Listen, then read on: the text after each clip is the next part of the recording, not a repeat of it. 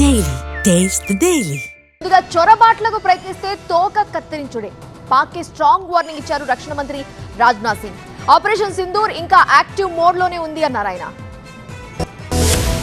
సరిహద్దులో తోక జాడిస్తోన్న పాకిస్తాన్ కు భారత రక్షణ మంత్రి రాజ్నాథ్ సింగ్ మరోసారి సర్జికల్ స్ట్రైక్స్ తప్పవని స్ట్రాంగ్ వార్నింగ్ ఇచ్చారు. గుజరాత్ భుజ్ బోర్డర్ లో ఆర్మీతో కలిసి దసరా వేడుకల్లో పాల్గొన్న సందర్భంగా ఈ కామెంట్స్ చేశారాయన. సైనికులతో కలిసి ఆయుధ పూజలో పాల్గొన్న రక్షణ మంత్రి రాజ్నాథ్ సింగ్ సర్క్రిక్ ఏరియాను టచ్ చేయాలని చూస్తే తగిన శాస్తి తప్పదని పాకిస్తాన్ ను గట్టిగా హెచ్చరించారు. సర్క్రిక్ వైపు కన్నెత్తి చూస్తే చారిత్రకంగా భౌగోళికంగా పాకిస్తాన్ ను నామరూపా లేకుండా చేసేందుకు భారత ఆర్మీకి ఎంతో సమయం పట్టదన్నారు. ఇటీవలి పరిణామాలను వాటి ఫలితాలను పాకిస్తాన్ గుర్తుంచుకోవాలని చురకంటించారాయన.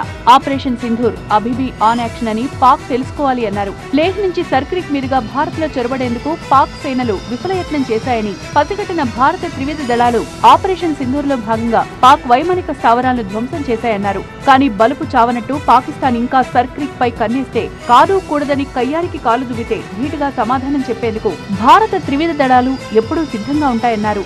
ఎట్టి పరిస్థితుల్లో బోర్డర్ టెర్రరిజాన్ని ఉపేక్షించే ప్రసక్తే లేదని స్పష్టం చేశారు.